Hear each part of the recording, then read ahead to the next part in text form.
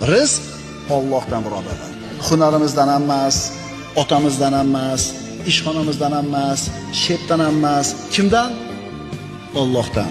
Sen tirikmisan? Demak rizqing bor. Agar rizqing tugagan bo'lsa, o'lasan.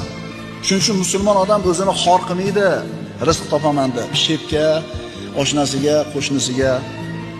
Meni rizqim Allohning qo'lida. Seni ishxonangda ishlamasam, boshqa yerdan Alloh rizqini yetkazaveradi deydi. Agar iymoni komil bo'lsa, rizqini Allohdan yeyiga. Shep, meni haydamang, мне нужна эта работа deydi. Menga kerak shu ish deydi. Haydamang deydi. Alloh taolo rizqni bitta eshigini yopib qo'ysa, boshqasini albatta ochadi. Chunki siz tirikmisiz? Robbis subhanahu va taolo sizni rizqingizni o'zini zimmasiga olgan. Xotirjam bo'ling, qo'rqmang, cho'chimang. Kursda o'ynashdan ham qo'rqmang, do'konlar buzilib ketdi desam qo'rqmang. Sizni rizqingizni Alloh o'zini zimmasiga olgan. Xotirjam bo'ling.